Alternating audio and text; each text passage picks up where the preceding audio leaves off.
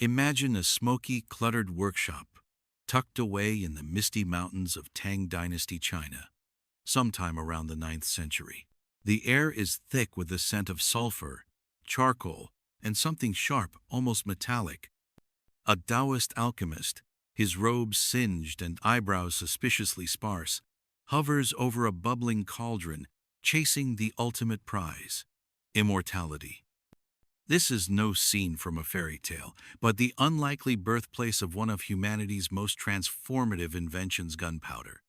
Welcome to the story of Hoyao, or fire medicine, a substance that began as a dream of eternal life and ended up reshaping the world. The story starts with a paradox. The search for immortality birthed a substance synonymous with destruction. In ancient China, alchemists weren't just mystical dreamers, they were scientists of their time, blending philosophy, chemistry, and a touch of magic. Under the patronage of the Tang Dynasty, 618–907 CE, these seekers of the elixir of life mixed minerals, herbs, and salts in their furnaces, hoping to unlock the secrets of the universe. One fateful day, likely by accident, they stumbled upon a volatile combination: saltpeter, potassium nitrate, sulfur, and charcoal. The result? A mixture that didn't grant eternal life but instead erupted in flames, sometimes with catastrophic results.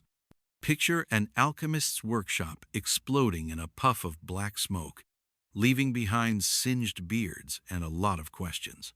Historical records, like the Shenong Ben Chao Jing, Shenong's classic of Materia Medica, don't explicitly mention gunpowder, but they do catalog the ingredients that would later form its recipe. Saltpeter, known as xiao shi, or niter stone, was already prized for its medicinal properties. Sulfur, with its pungent smell, was used in rituals and remedies. Charcoal, derived from willow or other woods, was a common fuel. When these three were combined in the right proportions, roughly 75% saltpeter, 15% charcoal, and 10% sulfur, they created something extraordinary. The Wu Jing Zongyao collection of the most important military techniques, compiled later in 1044 CE during the Song Dynasty, provides one of the earliest written recipes for this fire medicine. It wasn't a weapon yet, just a curiosity, a dangerous byproduct of the quest for eternal youth.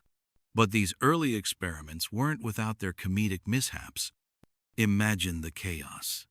A Taoist monk, expecting a gentle glow from his latest concoction, instead triggers a blast that sends pottery flying and sets his workshop ablaze. One can almost hear the frantic shouts and see the bewildered faces as alchemists scrambled to understand this new force. These accidents, though, weren't just fodder for laughter. They sparked curiosity. The Chinese called it Hoyao, or fire medicine, a name that hints at its dual nature, both a product of healing arts and a harbinger of destruction. Why was this discovery so significant? Because it marked the beginning of a technological revolution, born not from a desire to wage war, but from a dream of transcending mortality. The alchemist's failures were humanity's gain. Gunpowder's earliest uses weren't military but practical. It was used in small quantities for firecrackers to ward off evil spirits or in rudimentary incendiary devices. By the late Tang and early Song dynasties, 961,279 CE, Chinese scholars and engineers began to see its potential beyond the alchemist's furnace. The substance that was meant to defy death was about to change the art of war forever. Let's set the scene. China in the 9th century was a land of innovation but also of turmoil. The Tang dynasty, though culturally brilliant, faced internal rebellions and external threats from nomadic tribes. The need for new tools of defense was pressing. Gunpowder, still in its infancy, was more of a novelty than a weapon. But as the Song dynasty rose, the military potential of Hoyao began to take shape. Early experiments included packing the mixture into bamboo tubes, creating crude firecrackers or fire lances that spewed flames and sparks. These weren't guns as we know them, but they were a stardust spark, if you will, that would ignite a millennium of innovation. The cultural context is crucial here. The Chinese worldview, steeped in Taoist philosophy, saw the universe as a balance of opposites, yin and yang, creation and destruction. Gunpowder embodied this duality. It was born from the pursuit of life but carried the seeds of death.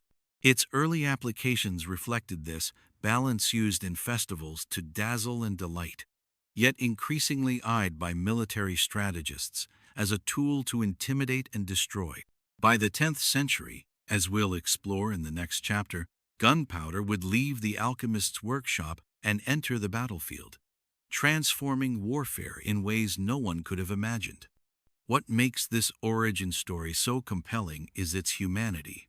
The discovery of gunpowder wasn't a stroke of genius, but a happy accident, born from trial, error, and a few singed eyebrows. It reminds us that some of history's greatest leaps come not from calculated plans, but from the unpredictable dance of curiosity and chance. As we move forward, we'll see how this fire medicine escaped the confines of China, spreading along the Silk Road to ignite new wars, new empires, and new ideas. But for now, let's linger in those smoky workshops, where a failed elixir gave birth to a force that would change the world. Picture this: a battlefield in 10th century China, where the clash of swords and the thunder of hooves fill the air. Amid the chaos, a new sound emerges, a hissing, crackling roar, followed by a burst of flame that sends enemy cavalry scattering in panic. This isn't magic, though it must have seemed like it to those who first witnessed it. This is the sound of gunpowder, no longer confined to the alchemist's furnace, but now in the hands of soldiers, transforming the art of war. Welcome to the second chapter of Gunpowder's story, where the fire medicine of ancient China becomes a weapon wielded with creativity and devastating effect. By the dawn of the Song dynasty, 960–1279 CE, China was a land of innovation and conflict. The Song rulers faced relentless pressure from northern nomadic tribes like the Khitan and Jurchen, whose swift cavalry posed a constant threat. Traditional weapons, swords, spears, and bows were formidable, but they weren't enough to counter the mobility and ferocity of these invaders. Enter gunpowder, the accidental discovery of Taoist alchemists, now repurposed for war. The Wu Jing Zong Yao, collection of the most important military techniques, compiled in 1044 CE, documents this shift, describing early gunpowder-based weapons that were as ingenious as they were terrifying. The first of these weapons were crude but effective. Imagine a bamboo tube packed with gunpowder and sealed at one end, ignited to spew flames and sparks. This was the fire lance, Hua Qiang, a precursor to modern firearms. Soldiers would light the fuse and aim the tube at enemies, creating a jet of fire that could burn or frighten opponents. These weren't precision weapons. Think of them as flamethrowers made from the humblest of materials, yet their psychological impact was immense. A charging cavalryman, expecting only arrows, would be utterly unnerved by a wall of flame erupting from a bamboo stick. The fire lance wasn't just a weapon, it was a spectacle, a declaration that the rules of warfare were changing. Then there were the hand cannons, Xiao Wu Pao, another early innovation. These were small, portable tubes, often made of bamboo or metal loaded with gunpowder, and simple projectiles like stones or metal shards. When ignited, they produced a loud bang and a spray of debris, more intimidating than lethal. Their range was short, their accuracy poor, but their noise and smoke made them perfect for sowing chaos.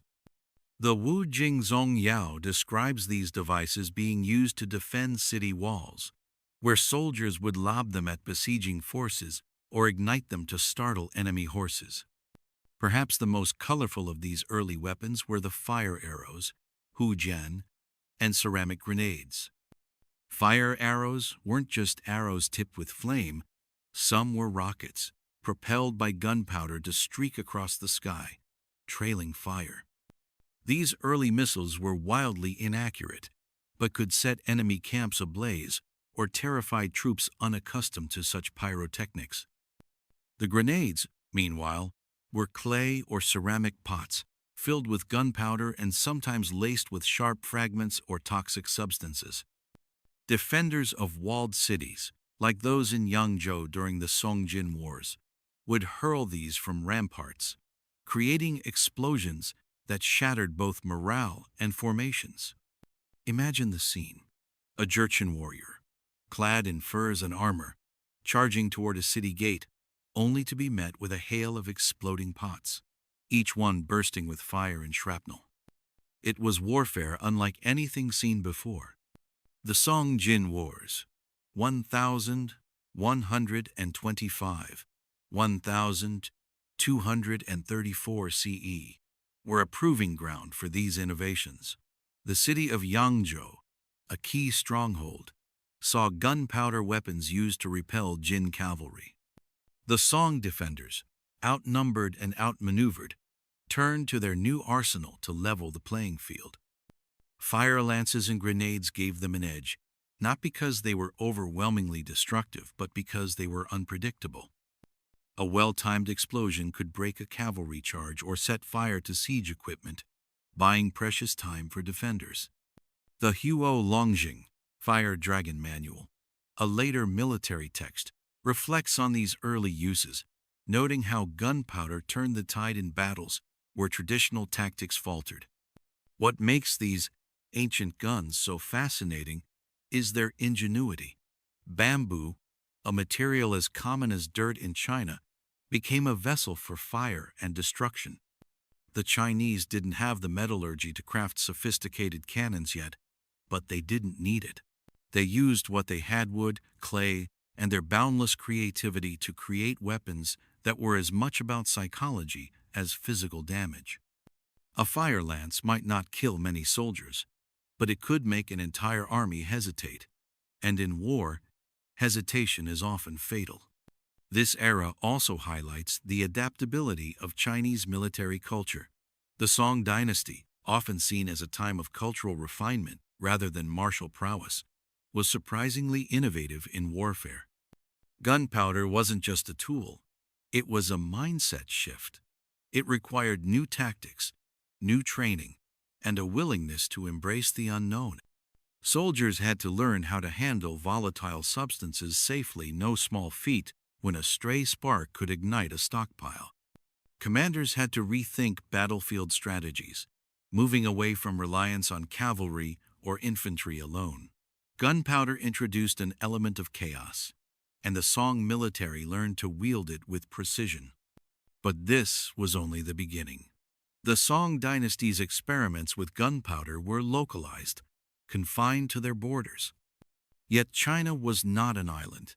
It was a hub of trade and exchange, connected to the world via the Silk Road. Merchants, travelers, and spies carried whispers of this fire medicine westward, to the Islamic world and beyond.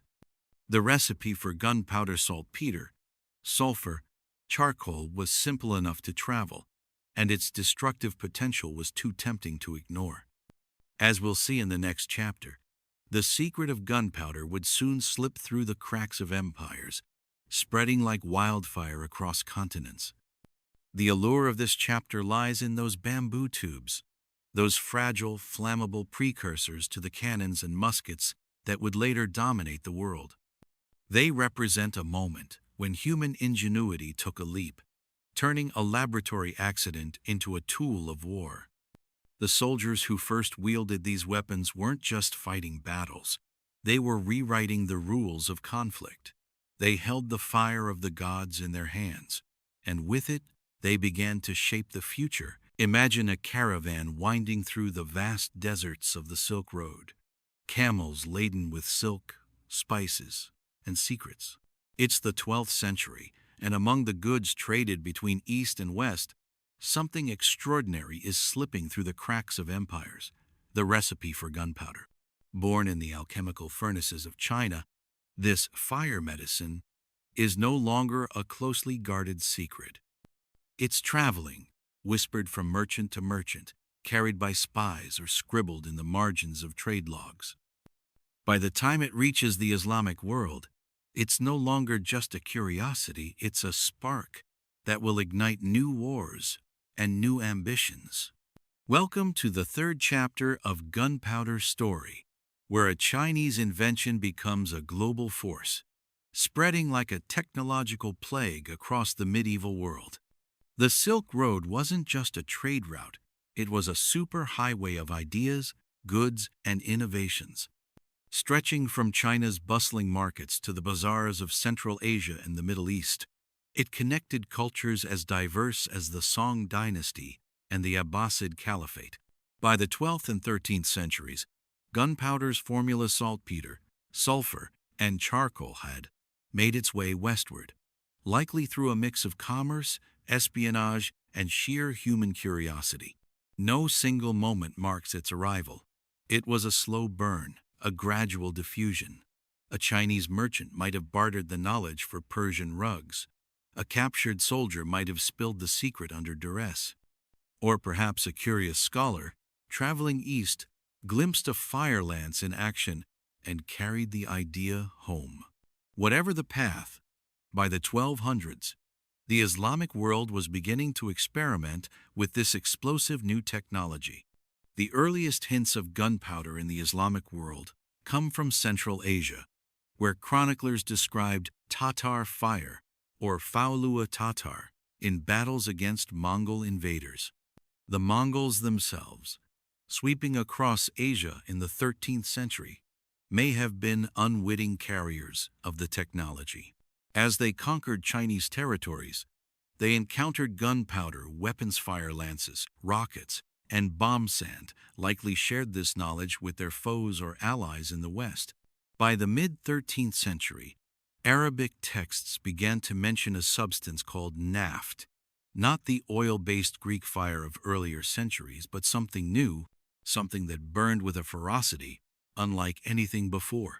Military manuals from the time, like those attributed to the scholar Hassan al-Ramma, describe recipes for explosive mixtures eerily similar to Chinese gunpowder, with detailed instructions for creating incendiary devices. What did the Islamic world do with this newfound power? They didn't just replicate China's bamboo fire lances, they innovated. In cities like Baghdad and Damascus, skilled artisans and engineers set to work in bustling workshops, turning gunpowder into a cornerstone of warfare. These were no backwater towns. Baghdad was a global center of learning, home to the House of Wisdom, where scholars translated Greek, Persian, and Chinese texts. Damascus, with its famed steel, was a hub for weapon making. Here, gunpowder found fertile ground. Artisans crafted bombs and incendiary devices, often packed into metal or ceramic containers for greater impact. These were used to defend cities or harass enemies, much like the grenades of Song China, but with a Middle Eastern flair, sometimes infused with resins or oils to create thicker, more persistent smoke. One of the most striking uses of gunpowder in the Islamic world was in siege warfare. The Mongols, with their relentless campaigns, put pressure on fortified cities across Central Asia and the Middle East. Defenders responded with gunpowder-based weapons, pots filled with explosives, hurled from catapults, or fire tubes that spewed flames at approaching armies. These weren't game changers in the way cannons would later be, but they added a new layer of terror to battles. Imagine a Mongol warrior, accustomed to facing arrows and boiling oil, suddenly confronted with an explosion that shakes the ground and fills the air with acrid smoke. It was a psychological weapon as much as a physical one, designed to break the will of invaders. The Islamic world's adoption of gunpowder wasn't just about warfare, it was about adaptation. Unlike China, where bamboo and wood were abundant, the Middle East had access to advanced metallurgy. This allowed for sturdier, more reliable containers for gunpowder weapons. By the late 13th century, records suggest the Mamluks of Egypt and Syria were using early forms of cannon-like devices, though these were far from the massive artillery of later centuries. Called midfa in Arabic, these were tubes that fired stones or metal balls, often used to breach walls or intimidate foes. The Battle of Ain Jalut in 1260, where the Mamluks defeated the Mongols, may have seen such weapons, though accounts are murky. What's clear is that gunpowder was becoming a fixture in Islamic arsenals, from the Levant to Persia. The spread of gunpowder also tells a story of cultural exchange. The Islamic world didn't just borrow from China, it built on the knowledge, blending it with local expertise. Alchemists in Baghdad, much like their Chinese counterparts centuries earlier, experimented with proportions, adding substances like pitch or quicklime to enhance effects. Military engineers, trained in mathematics and geometry, designed new delivery system catapults fine-tuned to lob explosives with precision. This wasn't a blind imitation but a reinvention, tailored to the needs of a region defined by its own wars, politics, and resources. Why is this chapter so captivating? Because it's a story of secrets slipping through borders, of knowledge moving faster than armies. Gunpowder's journey along the Silk Road wasn't just a transfer of a recipe, it was a collision of worlds. The Islamic world, with its vibrant cities and insatiable appetite for innovation, took a Chinese spark and fanned it into a flame. This wasn't a sudden revolution, but a slow, creeping epidemic of technology, one that would soon reach Europe and change the course of history. As we'll see in the next chapter, the alchemists of the West would pick up where their Eastern counterparts left off, turning gunpowder from a battlefield curiosity into a tool of conquest. The allure of this moment lies in its mystery. We'll never know exactly how gunpowder crossed continents, whether through a merchant's greed, a spy's betrayal, or a scholar's curiosity. But that ambiguity is what makes it so human. It reminds us that history's greatest leaps often come not from grand plans but from the quiet, unstoppable flow of ideas. From the deserts of the Silk Road to the forges of Damascus, gunpowder was no longer China's alone to belong to the world. Picture a dimly lit monastery in medieval Europe, where a robed scholar hunches over a parchment, scribbling notes in flickering candlelight. The air smells of ink, wax, and something faintly sulphurous. This is no ordinary monk haze an alchemist, chasing secrets older than the stone walls around him. In the 13th century, a new mystery has reached Europe's shores, a substance that burns with the fury of a dragon, a formula whispered from distant lands. This is the moment gunpowder arrives in the West, transforming from an alchemical curiosity into a weapon that will shatter castles and reshape warfare. Welcome to the fourth chapter of Gunpowder's story, where Europe's fascination with the mystical gives way to the thunder of war. By the 1200s, Europe was a patchwork of kingdoms, city-states, and feuding lords, all locked in a perpetual struggle for power. Castles loomed over the landscape, their thick stone walls a symbol of invincibility. Yet, across the continent, whispers of a new technology were spreading, carried along the same trade routes that brought silk and spices from the East. Gunpowder, born in China and refined in the Islamic world, had reached Europe, likely through merchants, crusaders, or scholars returning from the Middle East. Its arrival wasn't heralded by trumpets or proclamations. It was a quiet infiltration, seeping into the minds of Europe's alchemists and engineers. One of the earliest Europeans to document gunpowder was Roger Bacon, an English Franciscan friar and scholar. In his 1267 work, Opus Majus, Bacon described a mixture of saltpeter, sulfur, and charcoal that could produce thunder and lightning if ignited. His tone was cautious, almost cryptic, as if he sensed the danger of this knowledge. Bacon wasn't a warrior, he was a philosopher, blending science with mysticism, but his writings show that gunpowder was still seen as a marvel, something closer to magic than machinery. Around the same time, another scholar, Albertus Magnus, a German Dominican, also referenced the explosive mixture in his De Mirabilibus Mundi. These men weren't inventing gunpowder. They were decoding it, piecing together fragments of knowledge from Islamic texts or travelers' tales. But Europe didn't just study gunpowder, it weaponized it.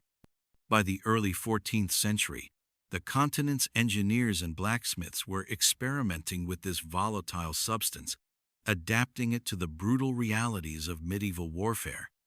The first true gunpowder weapon in Europe was the pot de fer, or iron pot, a crude cannon that appeared in France around the 1320s.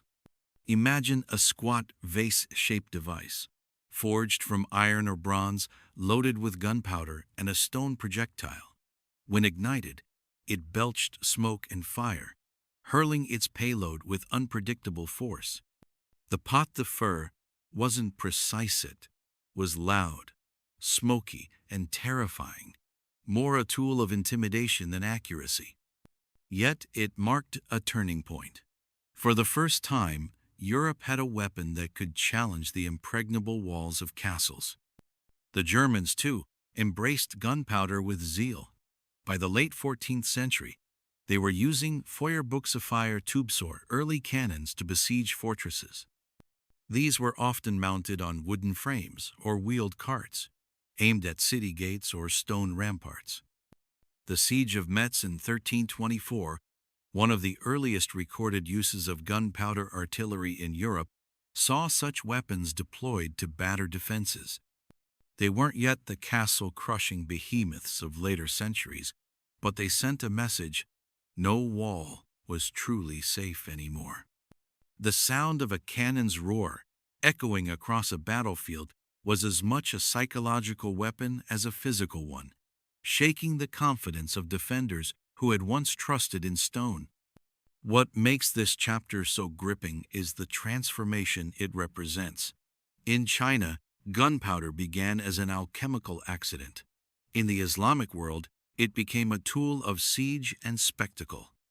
In Europe, it was something else entirely, a bridge between the mystical and the mechanical.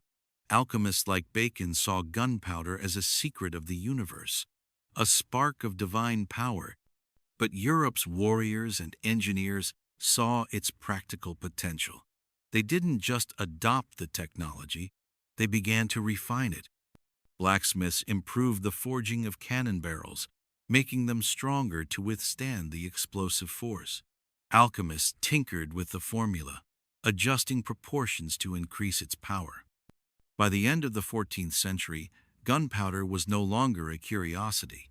It was a fixture of European warfare, from the muddy fields of France to the fortified cities of the Holy Roman Empire. This shift also reflected Europe's unique context. Unlike China, with its centralized Song dynasty, or the Islamic world, with its sophisticated urban centers, Europe was fragmented, a mosaic of rival powers. Gunpowder became a tool for ambitious kings and dukes to assert dominance. The 100 Years' War, 1337–1453, between England and France, which began during this period, would soon see gunpowder weapons play a pivotal role, though their full impact came later. For now, the pot de fer and its cousins were experimental, expensive, and unreliable, but they were a glimpse of the future, a future where stone walls would crumble and armies would march to the rhythm of explosions. The cultural impact of gunpowder in Europe was profound. It challenged the medieval worldview, where knights in shining armor and impregnable castles defined power. Suddenly, a blacksmith with a cannon could threaten a lord's stronghold. This democratization of destruction, however slow and uneven, began to shift the balance of power. It also sparked fear and fascination.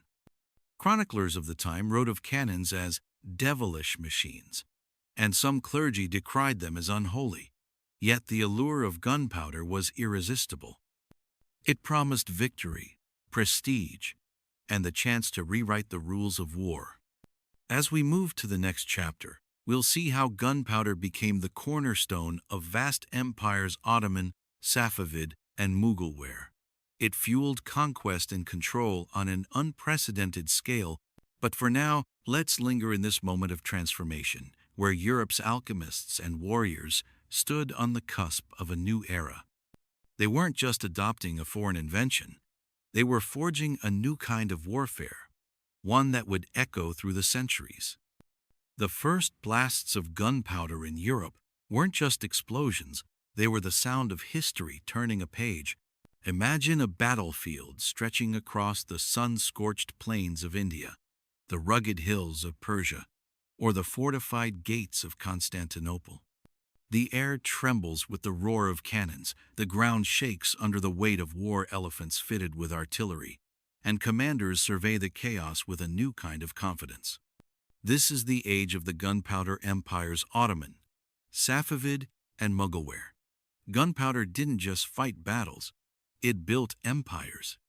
In the 14th to 17th centuries, these three powers harnessed the explosive force of fire medicine to conquer vast territories, crush rivals, and cement their rule.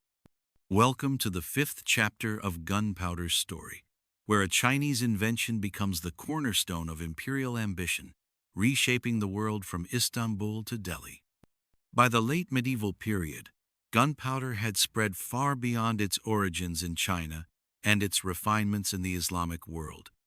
It was no longer a novelty but a necessity, a tool that defined power in an age of sprawling empires.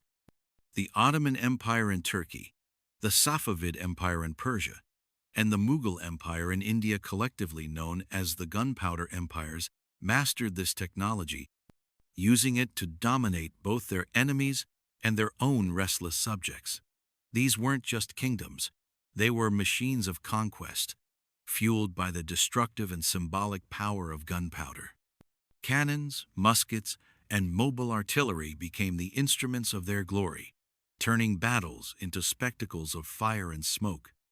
Let's start with the Ottomans, whose rise to power is inseparable from gunpowder. By the early 15th century, the Ottoman Turks were a rising force, but their ambitions were checked by the formidable walls of Constantinople, the last stronghold of the Byzantine Empire. In 1453, Sultan Mehmed II, known as Mehmed the Conqueror, changed history with a weapon that struck fear into the heart of Europe: the massive Dardanelles gun.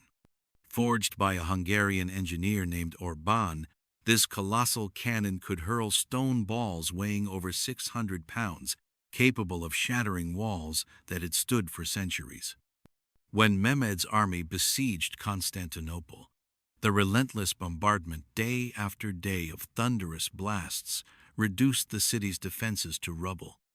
On May 29, 1453, Constantinople fell, becoming Istanbul, the new heart of the Ottoman Empire. Gunpowder wasn't just a tool, it was a statement of supremacy, a declaration that no fortress could withstand the Ottomans' might. The Ottomans didn't stop there. They developed a sophisticated artillery corps, the Topçu, trained to wield cannons with precision. Their armies marched with mobile fortresses, carts loaded with artillery that could be repositioned quickly on the battlefield. This innovation allowed them to dominate Eastern Europe, the Middle East, and North Africa, from the gates of Vienna to the shores of the Red Sea. Gunpowder also played a darker role. It helped the Ottomans maintain internal control, suppressing rebellions with the threat of overwhelming firepower. Imagine a rebellious governor facing a line of Ottoman cannons. Resistance was often futile. The Ottomans' mastery of gunpowder made them not just conquerors, but architects of a sprawling multi-ethnic empire. Across the Persian plateau, the Safavid Empire took a different approach. Founded in the early 16th century by Shah Ismail I, the Safavids used gunpowder to unify a fragmented region and challenge their Ottoman rivals. Unlike the Ottomans, who relied heavily on massive siege cannons, the Safavids excelled in lighter, more mobile artillery. Their armies, often outnumbered, used muskets and field cannons to devastating effect. At the Battle of Chaldiran in 1514, the Safavids faced the Ottomans in a clash that showcased gunpowder's growing importance. Though the Ottomans won, thanks to their superior artillery, the Safavids learned quickly, integrating firearms into their cavalry-heavy forces. By the reign of Shah Abbas I, in the late 16th century, the Safavids had built a disciplined army with musketeers and cannons that could hold their own against any foe. The Safavids also used gunpowder symbolically. Their capital, Isfahan, was a jewel of architecture and culture, but it was guarded by fortresses bristling with cannons. These weapons weren't just for defense. They were a reminder of the Shah's authority, a visible deterrent to would-be rebels or invaders. The Safavids' blend of Persian artistry and military innovation turned gunpowder into a tool of both conquest and governance, binding their empire together through fire and steel. In India, the Mughal Empire took gunpowder to new heights, quite literally. Founded in 1526 by Babur, a descendant of Timur and Genghis Khan, the Mughals used artillery to carve out one of the wealthiest empires in history. The defining moment came at the First Battle of Panipat in 1526, where Babur faced the Delhi Sultanate's massive army, complete with war elephants and heavy cavalry. Babur, outnumbered nearly 10-1, relied on a secret weapon, gunpowder. His army deployed field cannons and musketeers, arranged in a defensive formation protected by carts, chained together, a tactic borrowed from the Ottomans. When the Delhi forces charged, they were met with a wall of fire and lead. The elephants, terrified by the noise and smoke, stampeded, crushing their own troops. By day's end, Babur's victory was complete, and the Mughal Empire was born. This wasn't just a battle. It was a demonstration of gunpowder's ability to rewrite the rules of warfare. The Mughals took this further, integrating artillery into their military culture. War elephants, once the pride of Indian armies, were fitted with small cannons, turning them into living tanks. Mughal engineers also built massive siege guns, like the Malik-e-Maidan, Lord of the Battlefield, a cannon so large it required dozens of oxen to move. These weapons weren't just practical. They were symbols of Mughal grandeur, displayed in fortresses like Agra and Delhi to awe subjects and rivals alike. Under emperors like Akbar and Aurangzeb, the Mughals used gunpowder to expand across the Indian subcontinent, from the Deccan Plateau to the Himalayas, creating an empire that dazzled the world with its wealth and power. What makes this chapter so thrilling is the sheer scale of gunpowder's impact. The Ottoman, Safavid, and Mughal empires didn't just use gunpowder, they defined themselves by it. Cannons toppled ancient walls, muskets outmatched traditional cavalry, and the spectacle of firepower became a tool of political control. These empires weren't just fighting wars, they were building new worlds, where gunpowder was both sword and scepter. Yet this was only the beginning. As we'll see in the next chapter, Europe would take gunpowder to the seas and beyond, using it to reshape cities, navies, and empires of their own. The allure of the gunpowder empires lies in their audacity. From Babur's cannons at Panipat to Mehmed's siege of Constantinople, these rulers wielded fire to forge history. They showed that gunpowder wasn't just a weapon, it was a force of destiny, capable of building empires as easily as it tore them down. As the smoke cleared, the world was no longer the same. Picture a bustling shipyard on the Venetian lagoon, where the scent of salt water mixes with the acrid tang of gunpowder. Craftsmen hammer away at bronze cannons, their surfaces gleaming under the Italian sun, while engineers sketch designs for fortifications that can withstand the new age of warfare. It's the 15th century, and Europe is no longer just borrowing gunpowder's secrets, it's reinventing them. From the workshops of Italy to the battlefields of the Netherlands, gunpowder is sparking a revolution, not just in weapons but in architecture, naval power, and the very shape of cities.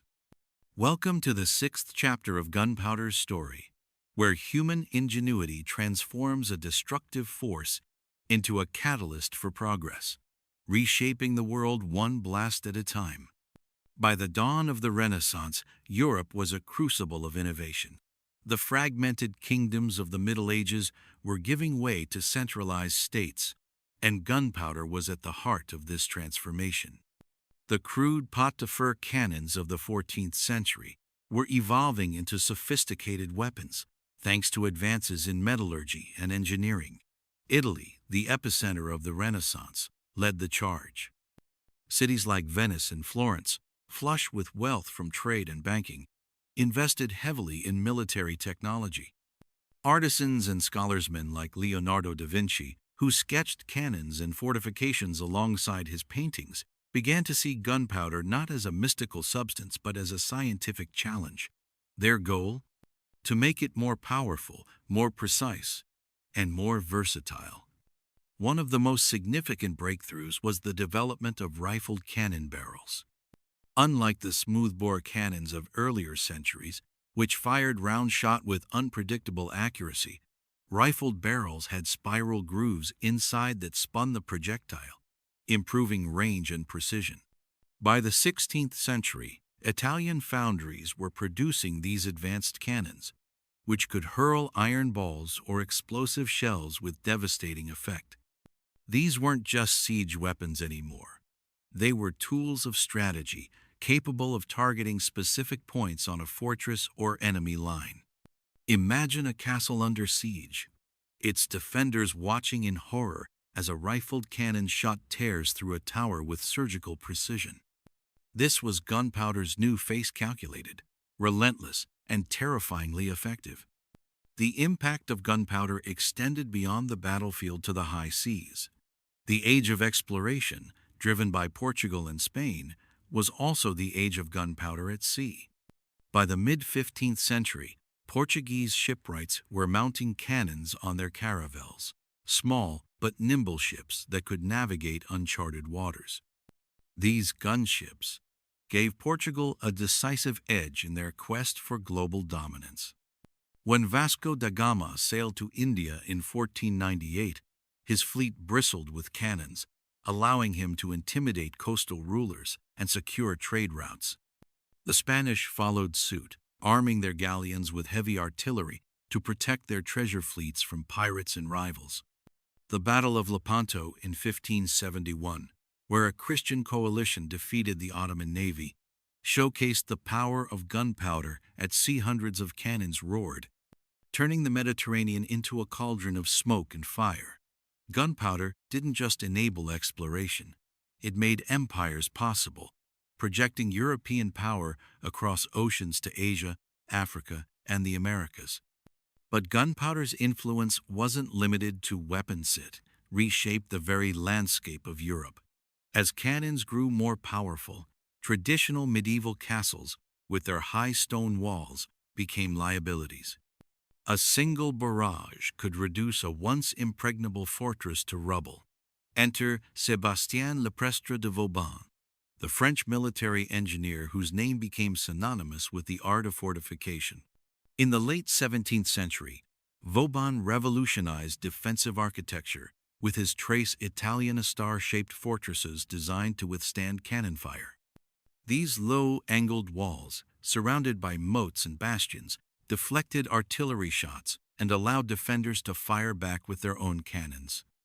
Cities like Lille and Maastricht became showcases for Vauban's designs, their geometric patterns as beautiful as they were deadly. Imagine a besieging army, expecting an easy victory, only to find their cannons useless against a fortress engineered to absorb and counter their fire. Vauban's work didn't just protect cities, it redefined urban planning, making fortification an art form. The Netherlands, locked in their struggle for independence from Spain during the 80 Years' War, 1568, 1648, also embraced gunpowder's potential. Dutch engineers, like their Italian counterparts, perfected the use of artillery in both offense and defense. Their ships, armed with lightweight cannons, harassed Spanish fleets, while their fortified cities held out against prolonged sieges. The Dutch also pioneered the use of bomb ketches, small ships designed to lob explosive shells onto coastal defenses. These innovations gave the Netherlands a fighting chance against a much larger empire, proving that gunpowder, when paired with ingenuity, could level the playing field. What makes this chapter so captivating is the sheer scope of gunpowder's impact. It wasn't just about bigger cannons or louder explosions. It was about a fundamental shift in how humans waged war, built cities, and explored the world. The Renaissance spirit, curious, inventive, and ambitious, found a perfect partner in gunpowder. Italian artisans, Portuguese navigators, French engineers, and Dutch rebels didn't just use this technology, they pushed its limits, turning it into a tool of conquest, creativity, and survival. The roar of a cannon wasn't just a sound of destruction, it was the sound of progress, echoing from the shipyards of Lisbon to the walls of Vauban's fortresses. This era also marked a turning point in global power.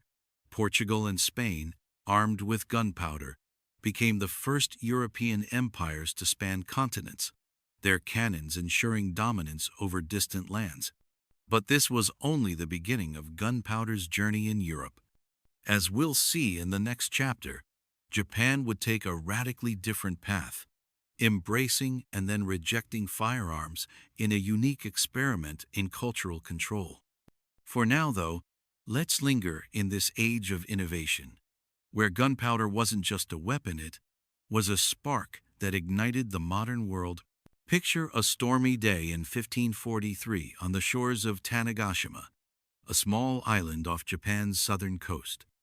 A Portuguese trading ship, battered by rough seas, washes ashore, its crew weary but carrying something extraordinary: matchlock muskets, the first firearms Japan has ever seen. To the local samurai, these strange metal tubes spitting fire and lead must have seemed like sorcery. Yet, within decades, these weapons would transform Japan's battlefields, empower warlords, and spark a revolution only for the nation to turn its back on guns entirely. Welcome to the 7th chapter of Gunpowder Story, where Japan embraces, masters, and then rejects firearms in a unique dance with history's most disruptive technology. Japan in the 16th century was a land of chaos and ambition. The Sengoku period, or warring states, saw samurai clans vying for control in a fractured landscape, their katanas clashing and their loyalties shifting like the tides. Into this turmoil came the Portuguese, who arrived on Tanegashima with their teppo matchlock muskets introduced by accident or fate. These firearms, crude by modern standards, were revolutionary for their time. A matchlock musket used a slow-burning cord to ignite a small charge of gunpowder, firing a lead ball with enough force to pierce armor. For a samurai accustomed to swords and bows, the teppo was a game-changer. It didn't require years of training, yet it could kill from a distance, leveling the playing field between seasoned warriors and common foot soldiers. The Japanese didn't just marvel at these weapons, they replicated them with astonishing speed. Within a year of the Portuguese arrival, local blacksmiths on Tanegashima were crafting their own muskets, using techniques honed over centuries of forging katanas. By the 1550s, workshops in Sakai and Kunitomo were producing teppo in large numbers, their quality often surpassing the European originals. The Japanese improved the matchlock's design, creating lighter, more reliable versions suited to their rainy climate, where wet fuses could spell disaster. This wasn't just adoption, it was adaptation, a testament to Japan's craftsmanship and ingenuity. No one understood the potential of firearms better than Oda Nobunaga, one of Japan's most ruthless and visionary warlords. Nobunaga saw the teppo not as a curiosity but as a tool to unify a divided nation. At the Battle of Nagashino in 1575, he demonstrated the devastating power of gunpowder. Facing the Takeda clan's fearsome cavalry, Nobunaga deployed 3,000 musketeers in a disciplined formation, using wooden palisades to protect them. His strategy was simple but revolutionary. Volleys of musket fire staggered to maintain a continuous barrage. As the Takeda horsemen charged, they were cut down by waves of lead, their armor useless against the teppo's piercing shots. The battle was a slaughter. Nagashino became a graveyard for samurai tradition and a triumph for gunpowder. Nobunaga's victory showed that firearms could rewrite the rules of warfare, elevating strategy and numbers over individual prowess. For a brief moment, Japan was a gunpowder nation. By the late 16th century, tens of thousands of muskets were in use, and warlords like Toyotomi Hideyoshi armed their armies with firearms to conquer rivals and expand their domains. Castles, once designed to withstand arrows and siege ladders, were retrofitted with gun ports and cannon emplacements. The Japanese even experimented with artillery, mounting small cannons on ships or fortifications. This was no mere imitation of European technology. Japan was forging its own path, blending gunpowder with its martial culture to create a uniquely effective war machine. But then, in a twist that makes this chapter so extraordinary, Japan did something no other nation in history has done. It turned away from guns. By the early 17th century, the Tokugawa shogunate, under Tokugawa Ieyasu, had unified Japan, ending the Sengoku period's chaos. The new regime saw firearms not as a strength but as a threat. Muskets empowered peasants and ashigaru, common soldiers, challenging the samurai's dominance as the warrior elite. A farmer with a teppo could kill a samurai with decades of training, a dangerous leveling of the social order.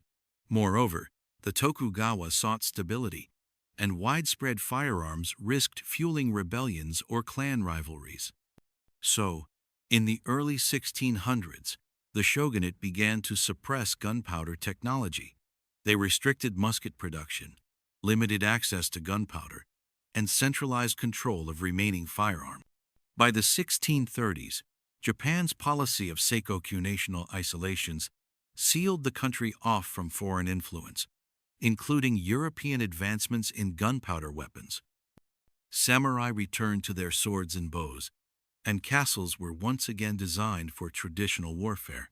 The Shimabara Rebellion of 1638, where rebels used firearms against the shogunate, was a final warning.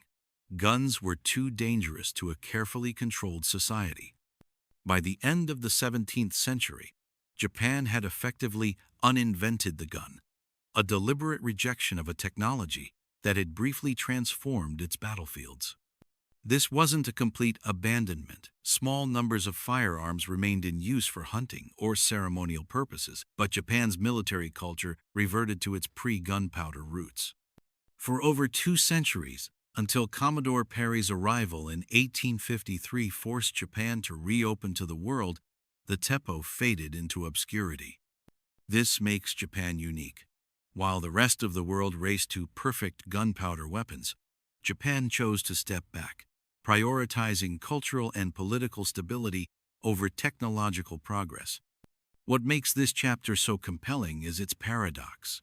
Japan embraced gunpowder with unmatched speed and skill, only to reject it for reasons that were as much philosophical as practical.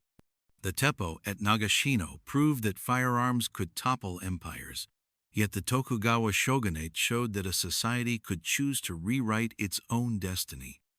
This wasn't a retreat from progress, but a bold assertion of control, a decision to preserve a way of life over the chaos of unchecked firepower. As we move to the next chapter, we'll see how gunpowder became a cornerstone of state power in Europe, particularly during the French Revolution and Napoleon's wars. But for now, let's linger on the shores of Tanegashima, where a single shipwreck sparked a revolution and a nation's decision to turn away from the fire it had so brilliantly mastered. Imagine the streets of Paris in 1789, alive with the clamor of revolution. Angry crowds stormed the Bastille, their shouts mingling with the crack of muskets and the boom of cannons. This isn't just a riot, it's the birth of a new era, one where gunpowder isn't merely a weapon but a symbol of power, wielded by a nation reinventing itself. Fast forward a few decades, and picture Napoleon Bonaparte, standing on a windswept battlefield, his artillery thundering as it reshapes Europe's borders. In the late 18th and early 19th centuries, gunpowder became more than a tool of war. It became a cornerstone of statecraft, a force that propelled France to glory and redefined modern warfare.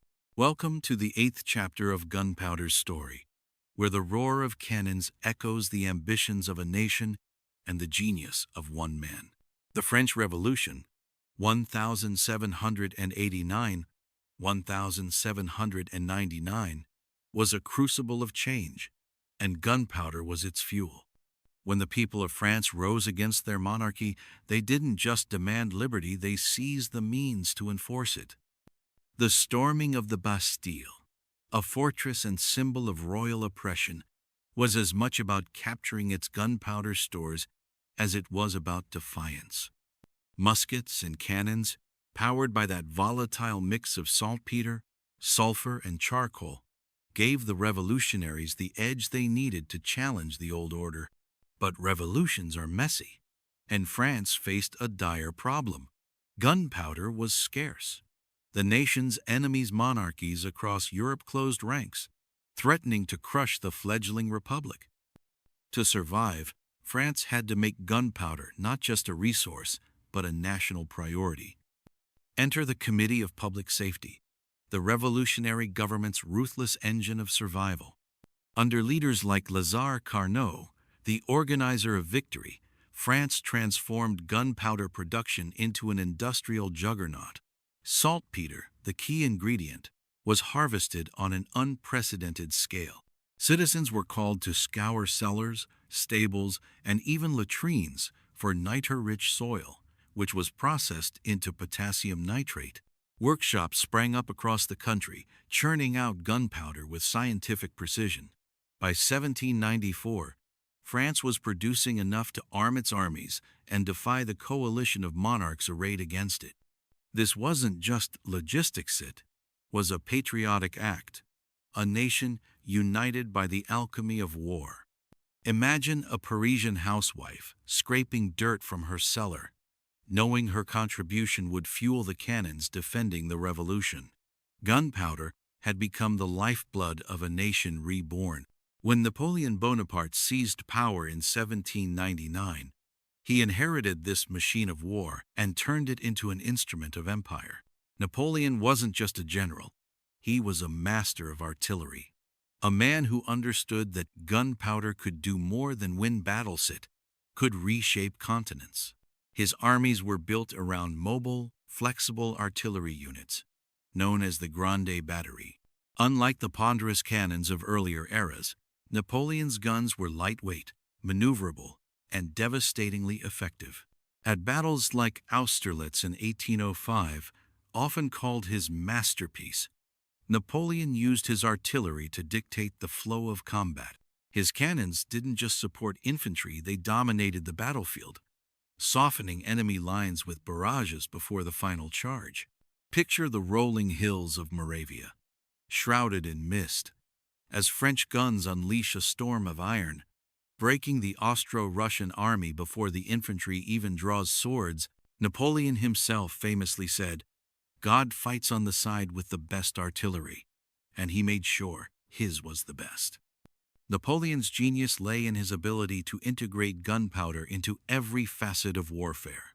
He standardized cannon designs, ensuring consistency and ease of repair. He trained his gunners to fire faster and more accurately, turning artillery into a science. His armies carried lightweight field guns that could be repositioned mid-battle, outmaneuvering slower opponents. At the Battle of Wagram in 1809, Napoleon deployed over 600 cannons, creating a wall of fire that overwhelmed the Austrian army. This wasn't just brute force, it was strategy, using gunpowder to control the tempo and terrain of battle.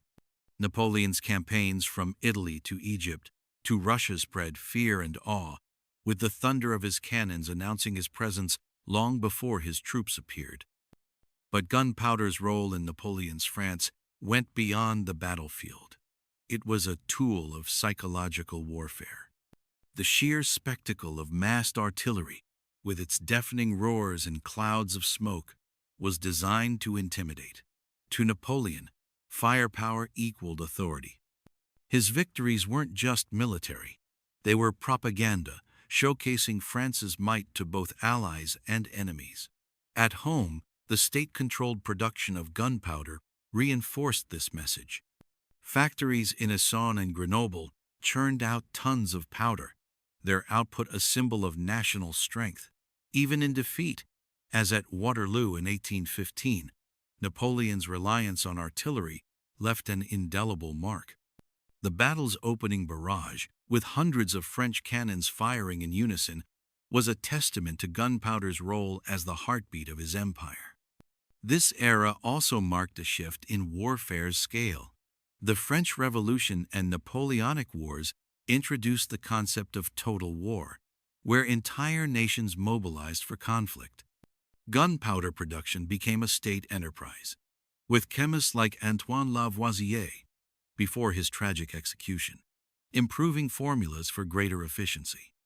The mass production of muskets and cannons armed citizen soldiers, not just elites, democratizing destruction in a way that echoed Japan's earlier fears.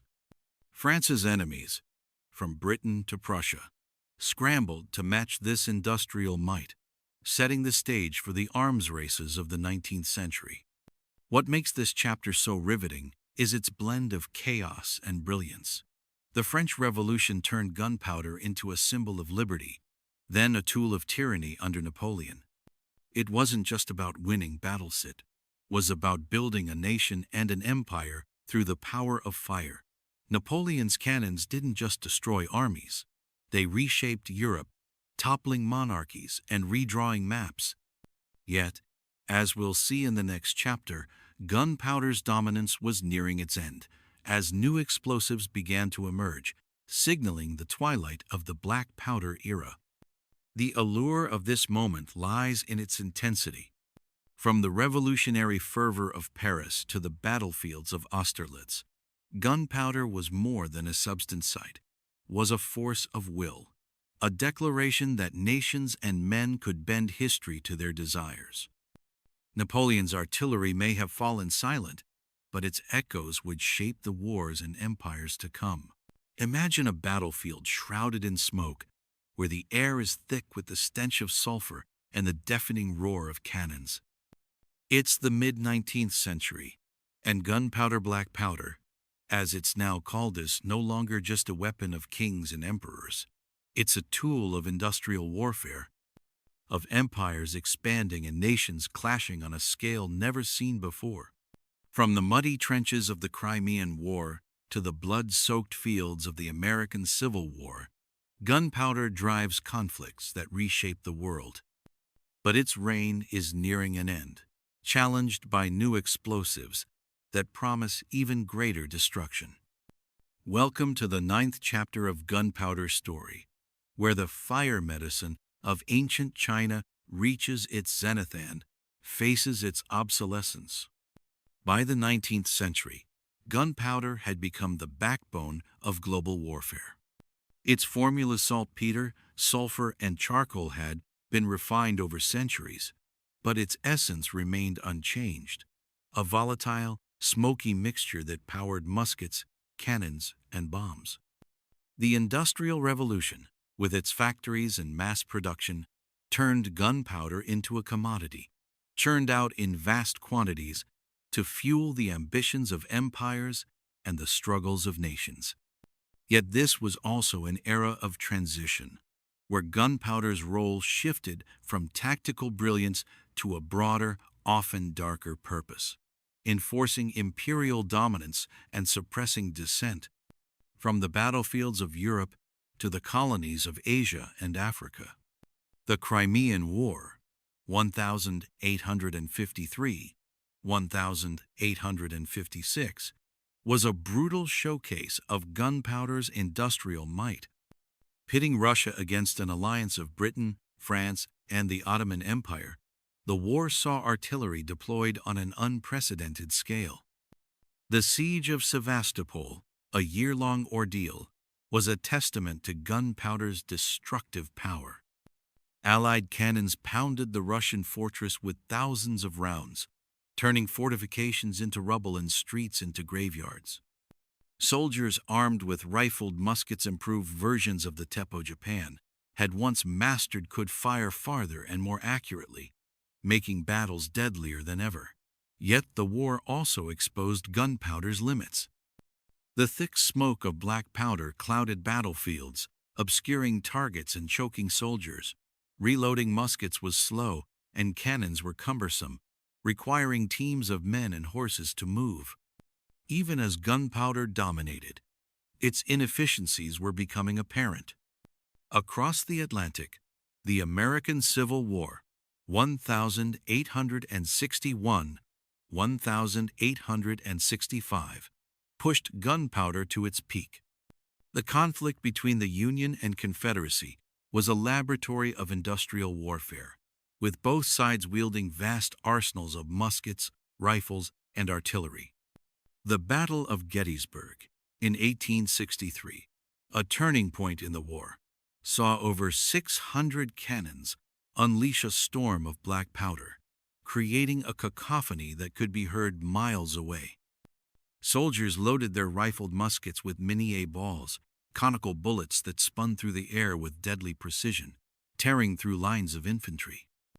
The war's scale was staggering. Millions of rounds of ammunition were fired, and gunpowder factories worked around the clock to keep armies supplied. But the Civil War also highlighted gunpowder's role in human tragedy. Fields like Antietam and Shiloh became slaughterhouses, where the sheer volume of firepower turned battles into bloodbaths. Gunpowder wasn't just winning wars, it was reshaping the human cost of conflict. In the colonial sphere, gunpowder became a tool of oppression. The Opium Wars, 1839–1842, 1856, 1860, between Britain and China, are a stark example. British forces, armed with advanced artillery and gunboats, used gunpowder to devastating effect against Qing dynasty troops still reliant on traditional weapons. The bombardment of Chinese forts along the Pearl River was a one-sided affair, with British cannons and rockets, descendants of China's own fire lance, overwhelming defenders. These wars weren't just about trade or opium, they were about asserting imperial dominance, and gunpowder was the enforcer. Across Africa and Asia, European powers used their superior firepower to carve out colonies, subduing local resistance with muskets and cannons. Imagine a Zulu warrior, armed with a spear, facing a British line armed with rifled muskets. The outcome was inevitable, and gunpowder was the arbiter. Yet, even as black powder reigned supreme, its days were numbered. The 19th century saw the rise of new explosives that would eclipse it.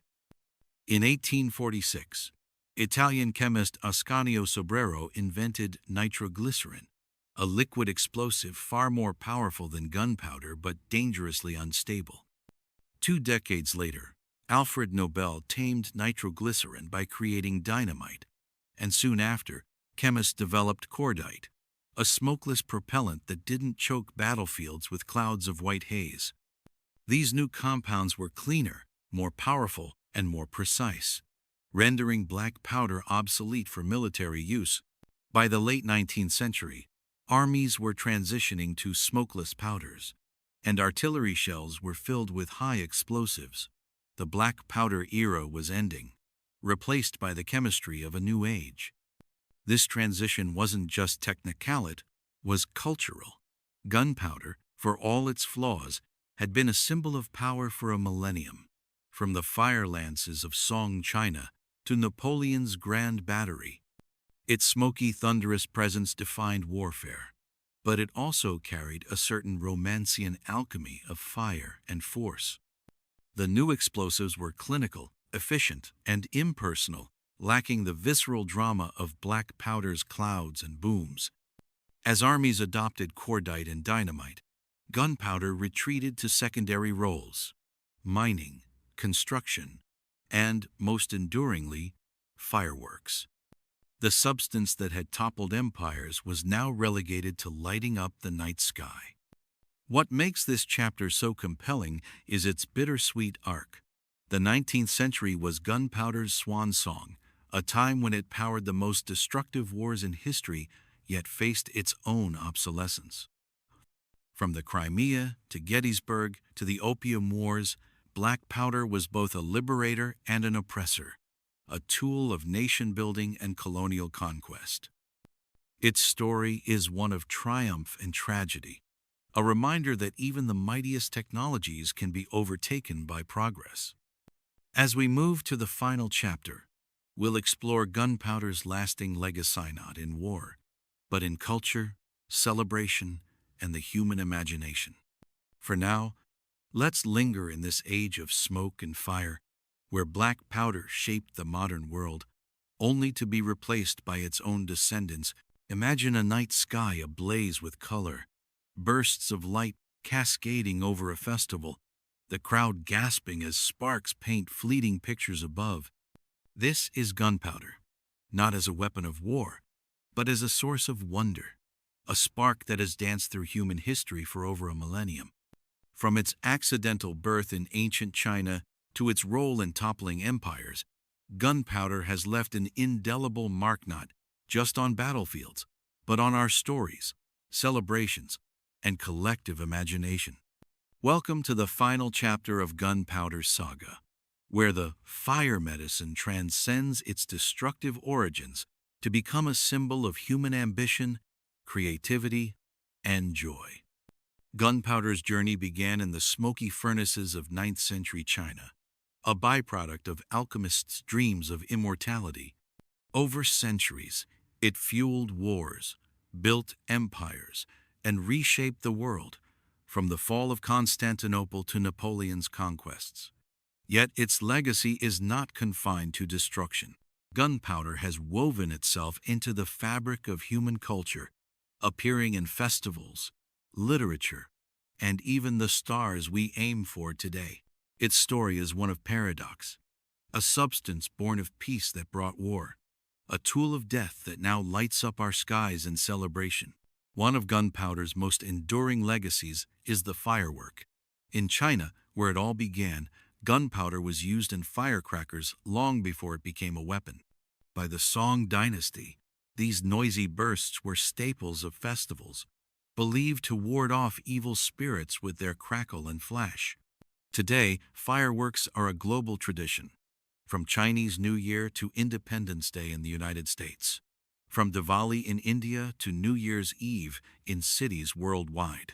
Picture a family gathered under a starry sky, their faces illuminated by bursts of red, gold, and green. Each explosion a reminder of gunpowder's ancient roots. The chemistry may have evolved. Modern fireworks use more stable compounds, but the spirit remains the same. A celebration of light and sound, born from the alchemist's furnace. Gunpowder's cultural impact extends beyond pyrotechnics into the stories we tell. In Chinese literature, it appears in epic tales like Journey to the West, where magical explosions echo the real-world marvels of fire medicine.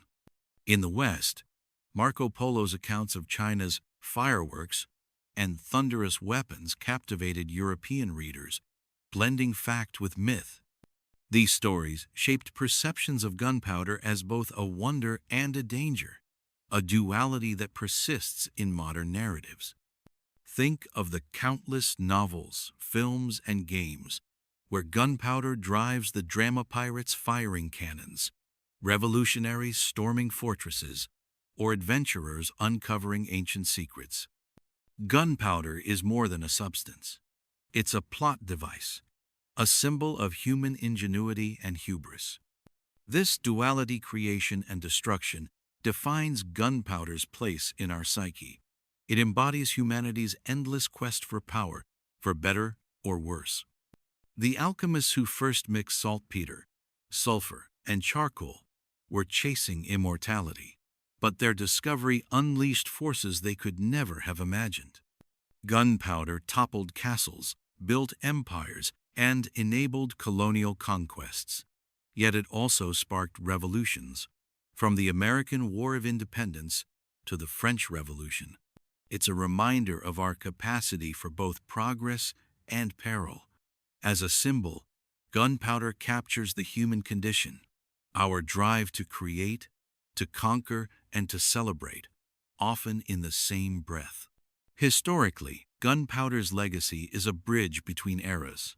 From the bamboo fire lances of Song China to the massive cannons of the Ottoman Empire, it transformed warfare, making it more democratic and more deadly. A peasant with a musket could challenge a knight. A small nation with artillery could defy an empire. Yet its dominance waned with the rise of smokeless powders like cordite and dynamite, relegating black powder to mining, construction, and pyrotechnics.